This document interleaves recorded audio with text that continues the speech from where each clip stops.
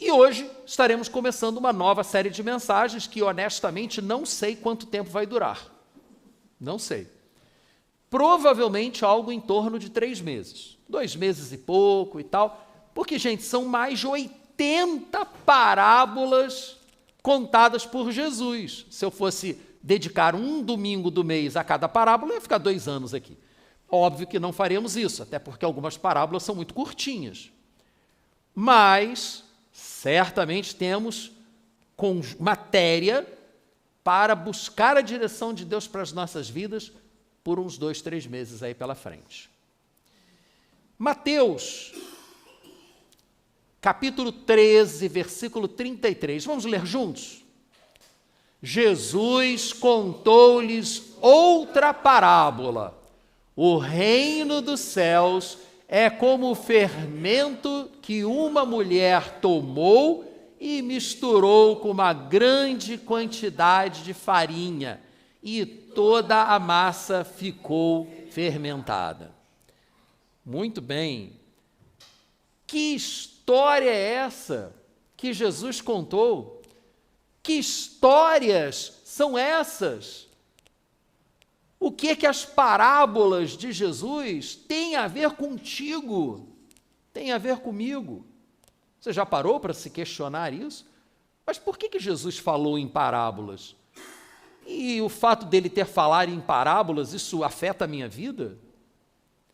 Nós precisamos fazer esse tipo de análise para nos apropriarmos daquilo que Deus coloca à nossa disposição. Ou então, a bênção está lá em potencial e a gente não aproveita. Jesus foi um mestre na comunicação. Ele falava com as mais variadas audiências. Ele era tão criativo que criou um estilo próprio, que depois veio a ser copiado pelos rabinos que vieram depois dele. As parábolas. As comparações profundas, com o intuito de trazer uma verdade espiritual. A palavra parábola, ela tem, é uma palavra grega, ela tem um similar no hebraico, mas pouquíssimas vezes usada no Antigo Testamento. No Novo Testamento, praticamente todas as parábolas de Jesus estão nos 3 evangelhos sinóticos. Mateus, Marcos e Lucas. O autor do evangelho de João, né? Não foi João? Pode ter sido, mas no final do evangelho diz que nós, que estamos aqui escrevendo, então era uma comunidade que estava escrevendo, né? Em nome de João. O evangelho de João, ele não apresenta os ensinos de Jesus sob a forma de parábolas. Mas vejam, Jesus se utilizou com certeza de muitas parábolas. E o que são parábolas? São comparações, são metáforas em forma narrativa, são histórias criadas por Jesus para ilustrar princípios específicos para determinados públicos-alvo. Você ajusta a forma como você está transmitindo a sua ideia, utilizando figuras de linguagem, imagens, metáforas, para que você, com isso, consiga andar ao lado da pessoa, porque a palavra grega parábola significa andar do lado. Andar ao lado. Então, para você andar do lado da pessoa, você a atrai com imagens, que ela possa compreender facilmente, e aí, com isso, ela vai te acompanhar na sua narrativa. Essa que é a ideia, e daí o termo ser utilizado dessa maneira. Mas Jesus, ele não só utilizou parábolas. Já acabei de citar que o Evangelho de João não tem parábolas. Por exemplo, o Sermão do Monte. Sermão do Monte, ele não utiliza parábolas. Ele até termina o Sermão do Monte com uma parábola. Mas durante o sermão, ele também utilizou figuras de linguagem, mas são figuras de linguagem diferentes. Ele utilizou imagens verbais muito fortes para chamar a atenção dos seus ouvintes. Por exemplo, lá em Mateus, nós temos parênteses aqui, tá? Nós ficamos 3 meses entrando em detalhes sobre o Sermão do Monte aqui na nossa igreja. E todas as mensagens, as pregações, estão lá no YouTube. Então, se você quiser entrar a fundo no Sermão do Monte, vá lá no nosso canal do YouTube, dê uma olhada nas mensagens. E aproveite, se você ainda não se inscreveu no canal, por favor, faça isso, tá? Vai facilitar para a gente. Não é monetizado não, tá? Não estamos ganhando dinheiro com isso não. Mas é para alcançarmos um número maior de pessoas com o que temos a oferecer. E olha, o que temos a oferecer é Jesus Cristo. E por meio dele, a vida eterna. Não é um assunto a ser divulgado? Então, se você for lá, você verá que o Sermão do Monte ocupa 3 capítulos inteiros de Mateus. O 5, o 6 e o 7. E no capítulo 5, versículos 29 e 30, Jesus usa uma hipérbole. Arrancar os olhos e as mãos que te façam pecar. Arranque os olhos e as mãos que te façam pecar. Ele está sendo literal? Certamente não. Então ele está utilizando uma figura de linguagem, uma hipérbole. Não é uma parábola. Até na geometria, né? Hipérbole é uma coisa, parábola é outra, né? São desenhos diferentes. Mateus 5,30, dar a outra face a quem te fere. Hipérbole, não é literal.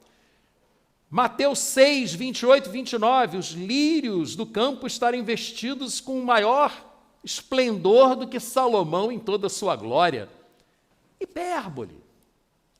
Mas ele terminou todo aquele conjunto de ensinamentos com uma parábola, que está em Mateus capítulo 7, 24 a 27. Portanto, quem ouve essas minhas palavras e as pratica é como, olha a comparação aí, é como um homem prudente que construiu a sua casa sobre a rocha. Caiu a chuva, transbordaram os rios, sopraram os ventos, deram contra aquela casa e ela não caiu, pois tinha seus alicerces na rocha. Mas quem ouve essas minhas palavras e não as pratica é como um insensato que construiu a sua casa sobre a areia. Caiu a chuva, transbordaram os rios, sopraram os ventos, deram contra aquela casa e ela caiu e grande foi a sua queda. Isso é uma parábola. Isso é uma comparação que vai além de apenas ser uma figura de linguagem. É um estilo próprio. Só que aí vem aquela questão. O que isso diz para você? Para mim, eu chamo isso de o momento e daí. Ah, tá legal, parábola é isso. Bacana. E daí? E o que eu tenho a ver com isso? Nós temos que nos perguntar essas coisas. Senão a gente começa a se deixar levar, né? Vida leva eu, e vai. O que você fez na igreja? O lanche estava bom. E não aprendeu nada? Gente, a gente tem que entrar na mensagem. A gente tem que particularizar aquela mensagem. Trazê-la para nós. Nós temos que ter esse momento, e daí? Tá bom, interessante o que ele está falando, e daí? Que história é essa que você está contando aí? O que é que isso tem a ver comigo? Você tem que se questionar isso. Você tem que chegar para você mesmo, ao ler o texto, e dizer, o que isso representa para mim? O que é que Jesus está dizendo para mim nesse texto?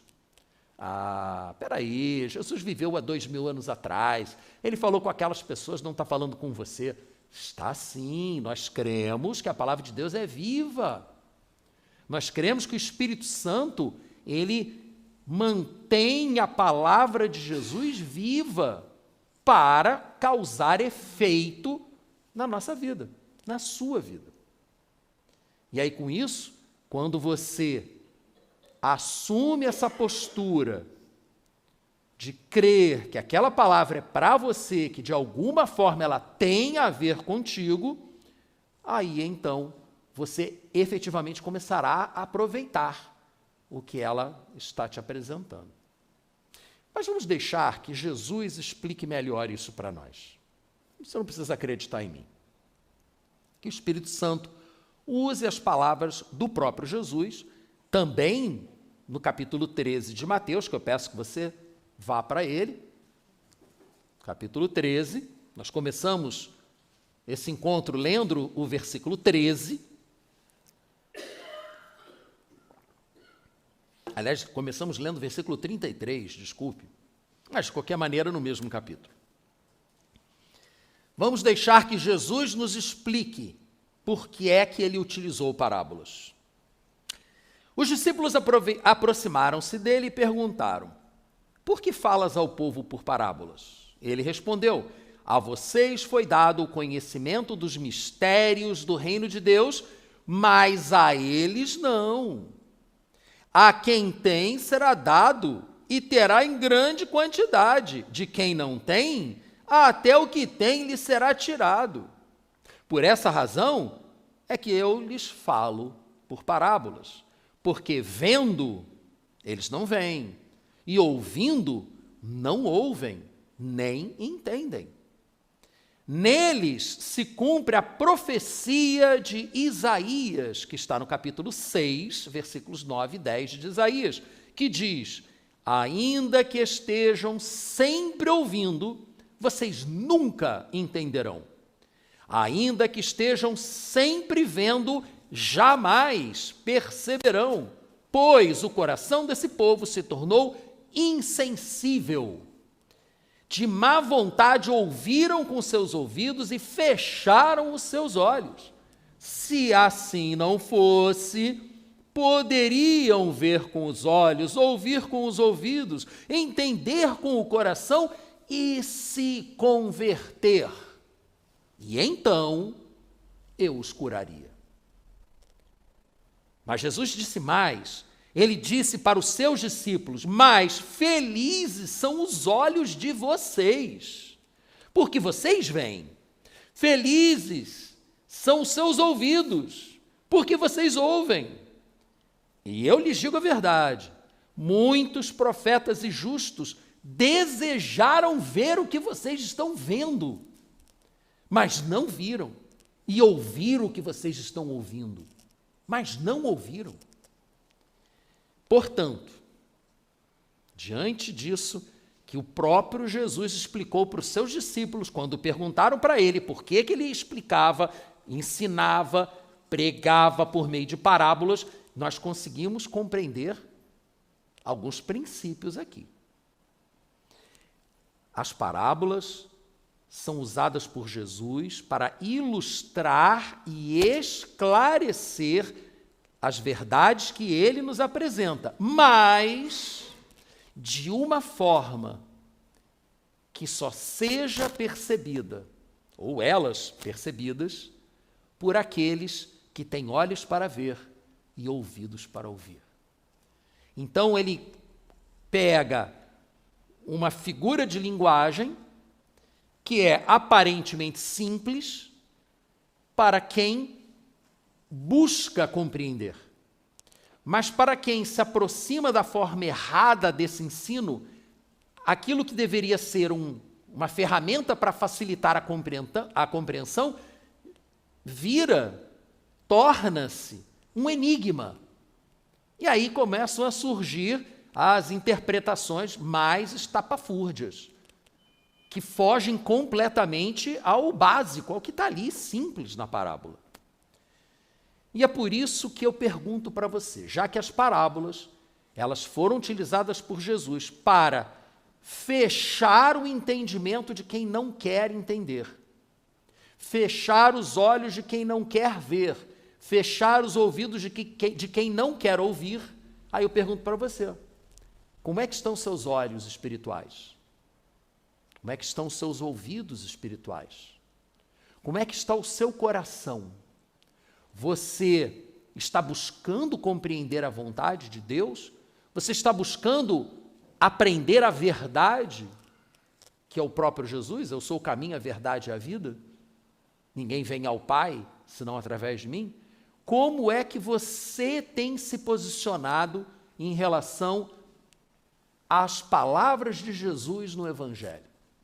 Porque dependendo da forma como você se posicione, parábolas podem ser ilustrações para facilitar a compreensão, ou pode se transformar num enigma. Decifra-me ou devoro-te. E o pior é que quem se opõe à verdade, quem fecha o coração, como acabamos de ler Jesus dizendo, um povo que tornou o seu coração insensível. Quem vive essa realidade está cego espiritualmente. E essas pessoas de coração entorpecido, elas caminham às cegas, prontas para cair em algum buraco. E pior ainda, se elas tiverem responsabilidade sobre outras pessoas, levarão outras pessoas a caírem no buraco também. Foi o que o próprio Jesus disse numa outra parábola, Lucas capítulo 6, versículo 39. Jesus fez também a seguinte comparação. Comparação? Ou é comparação ou é parábola? Quando eu li esse versículo, peraí, mas não é parábola? Ele fez uma comparação ou ele fez uma parábola? Aí, louvado seja o Senhor Jesus Cristo, não estou sendo irônico, estou sendo fiel em dizer louvado seja o Senhor Jesus Cristo pelo site BibleHub.com. Porque lá você tem a Bíblia em grego, a Bíblia em hebraico, a Bíblia interlinear com a tradução no meio, transliterado, as letrinhas lá, os garranchinhos, mostrado qual é a palavra, a letra, né, que ela representa no nosso alfabeto latino. Um espetáculo. Facilitou tremendamente a vida do pregador, que antes precisava ter uma biblioteca enorme, com coisas em grego, dicionários e léxicos e não sei o que lá, e comentários, está tudo lá no BibleHub.com. Então foi lá que eu fui tirar a dúvida. É comparação ou é parábola? A palavra grega é parabolém, parábola, que sim, pode ser traduzida como uma comparação. Toda parábola é uma comparação, mas nem toda comparação é uma parábola. Porque as parábolas vão além da comparação. Elas apresentam, como eu já disse, verdades profundas, verdades espirituais. E ele, Jesus, usou lá o como, né? Pode um cego guiar outro cego? Não cairão os dois no buraco? Isso é uma parábola. Ele está usando essa figura de linguagem para facilitar a nossa compreensão. Aí eu lhe pergunto, hoje eu estou perguntando muito. Vamos lá. O que é que você tem feito para não cair nos buracos? Que a vida é cheia de buraco. O mundo é cheio de buraco. O que é que você tem feito para não cair nos buracos? O que é que você tem feito para manter seus olhos abertos? E então, eu vou pegar uma das únicas 4 citações da palavra hebraica que representa a parábola para entender o que o salmista Asaf nos ensina sobre a aplicação das parábolas à nossa vida. Foi o salmo que lemos. Foi o salmo que lemos mais cedo, aqui, durante a adoração. É o Salmo 78. Se você quiser abrir sua Bíblia, eu não vou projetar. Já foi projetado durante a adoração. Salmo 78, 1 a 4. Salmo é fácil de achar, né? Está bem no meio da Bíblia. Mas se a sua Bíblia está no aplicativo, tanto faz, você vai no índice de qualquer maneira. Povo meu, escute o meu ensino, incline os ouvidos para o que eu tenho a dizer. Em parábolas, abrirei a minha boca, proferirei enigmas do passado. O que ouvimos e aprendemos, o que os nossos pais nos contaram. Não os esconderemos dos nossos filhos, contaremos à próxima geração os louváveis feitos do Senhor, o seu poder e as maravilhas que ele fez. Escute o ensino do Senhor, incline seus ouvidos para o que ele tem a lhe dizer, ouça, aprenda e não esconda este ensino da próxima geração, divulgue-o. Esta é a atitude que vai manter seus olhos abertos. Você quer que seus olhos espirituais estejam abertos para compreender a palavra de Deus, a vontade de Deus para a sua vida, que está lá na palavra de Deus? Então assuma essa atitude recomendada por Asaf, no Salmo 78, versículos 1 a 4. Escute o ensino, incline os ouvidos para o que ele tem a te dizer. Ouça, aprenda, não esconda, divulgue. É assim que nós conseguimos, com essa atitude, receber do Senhor tudo o que ele tem para nós nas parábolas.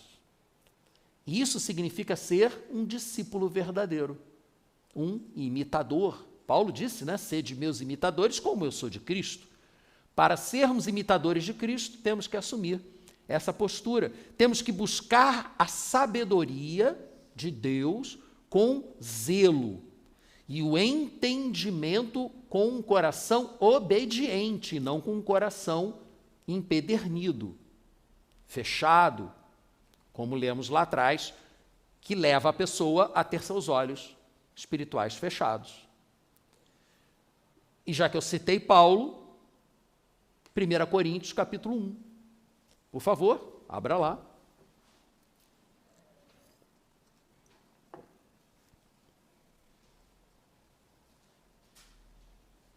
Paulo explicando a lógica da argumentação dele. Paulo não falava por parábolas. Paulo era muito incisivo nas suas colocações. Mas ele explica qual é o referencial teórico. Hoje pela manhã eu não consegui lembrar desse nome. Referencial teórico de Paulo para construir o discurso dele. O que é referencial teórico? É a base que você tem que utilizar num trabalho acadêmico, pelo menos na área de ciências humanas, para você chegar e falar, olha, eu estou defendendo essa tese e a minha linha de raciocínio, de argumentação, tem como referencial teórico a obra de fulano de tal. Então é esse referencial teórico que eu estou seguindo. E dali você constrói o seu argumento, mas em cima daquele referencial teórico. Senão você vai ter que começar tudo de novo. Qual era o referencial teórico de Paulo? Vamos ver juntos. Pois a mensagem da cruz é loucura para os que estão perecendo, mas para nós que estamos sendo salvos, é o poder de Deus. Pois está escrito, destruirei a sabedoria dos sábios, rejeitarei a inteligência dos inteligentes. Onde está o sábio? Onde está o erudito? Onde está o questionador dessa era? Acaso não tornou Deus louca a sabedoria do mundo? Visto que na sabedoria de Deus, o mundo não o conheceu por meio da sabedoria humana. Agradou a Deus salvar aqueles que creem por meio da loucura da pregação. Os judeus pedem sinais miraculosos. Os gregos procuram sabedoria.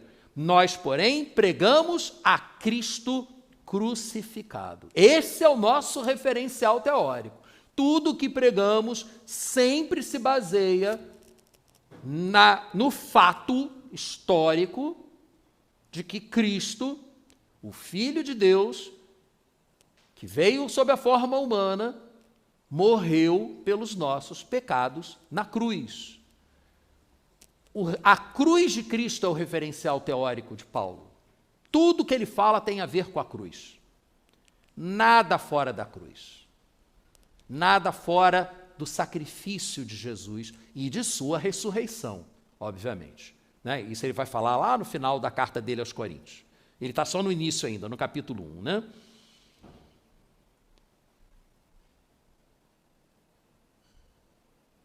Nós, porém, pregamos a Cristo crucificado, o qual, de fato, é escândalo para os judeus, loucura para os gentios, mas para os que foram chamados, tanto judeus quanto gregos, Cristo é o poder de Deus e a sabedoria de Deus.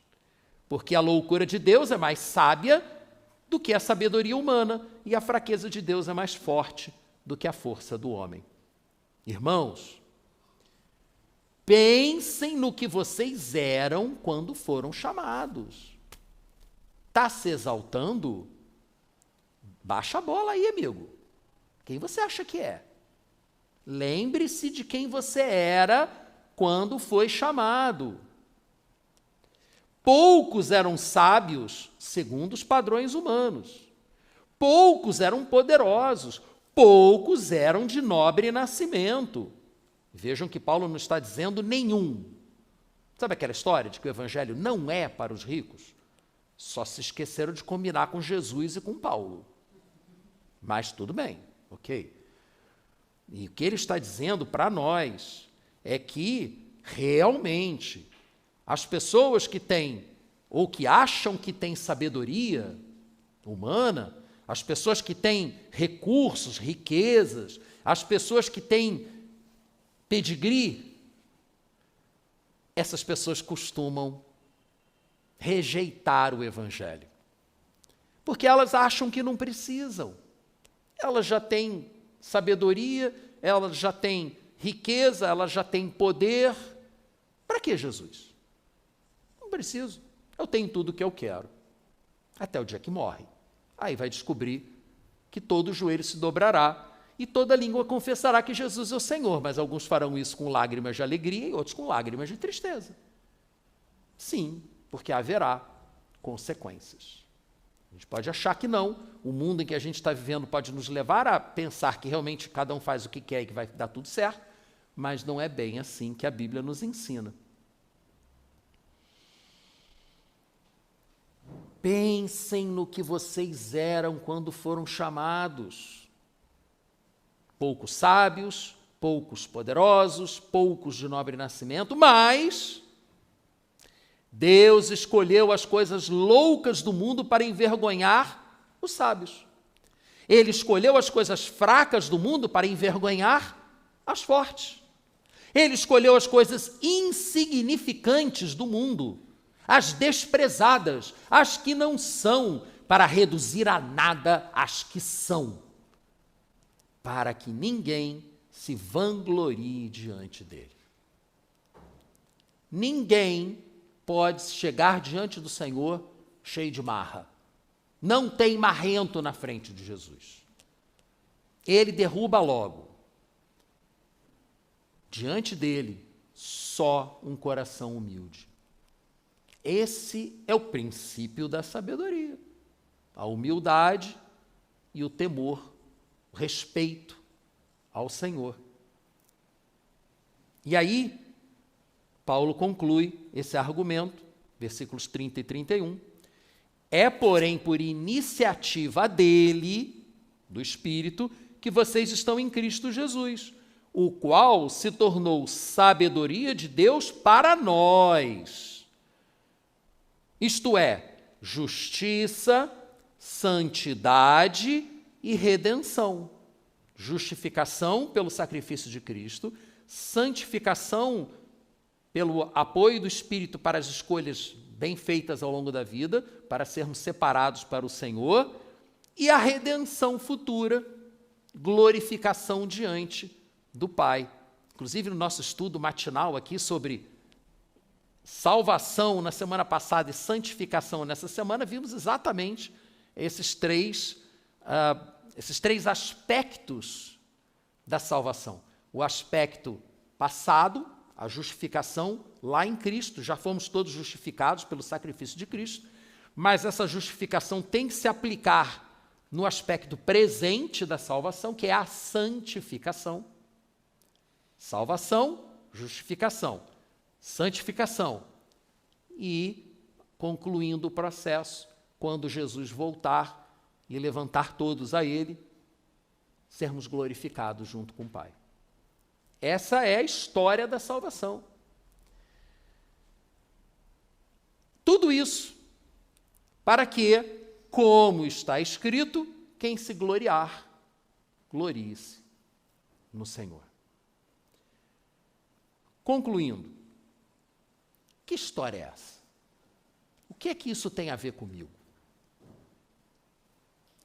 As parábolas de Jesus foram meios de ensino que ele utilizou. Não foi o único meio, mas foi um dos principais meios de ensino. Uma forma muito importante. Elas são mais do que simples comparações ou analogias. São metáforas que iluminam profundas lições espirituais. Portanto, se quisermos ter olhos que vejam e ouvidos que ouçam, precisamos ter humildade e buscar essa sabedoria que vem de Deus com cuidado, com entendimento e com um coração obediente, apegando-se sempre à mensagem da cruz. É o nosso referencial teórico, Cristo crucificado.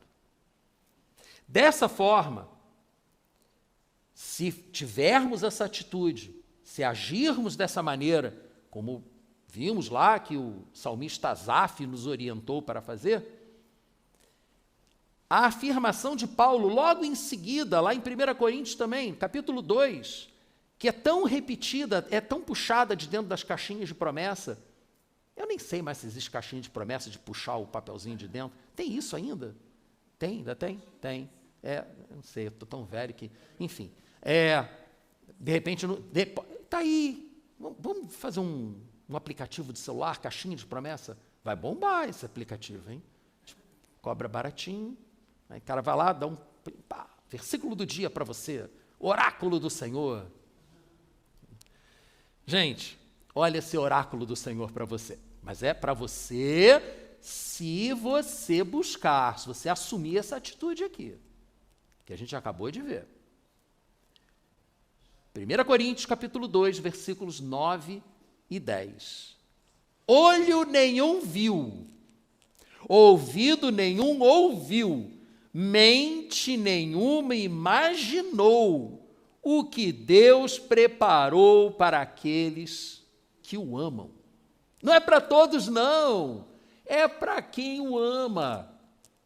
Só para quem o ama. Que essas coisas que os olhos não viram, que os ouvidos não ouviram e que não conseguiu penetrar no coração humano, estão preparadas para você. Se você ama o Senhor, porque você amando o Senhor, você vai buscar assumir essa atitude, ou essas atitudes que foram apresentadas aqui, e buscar nas parábolas de Jesus o que elas têm para você.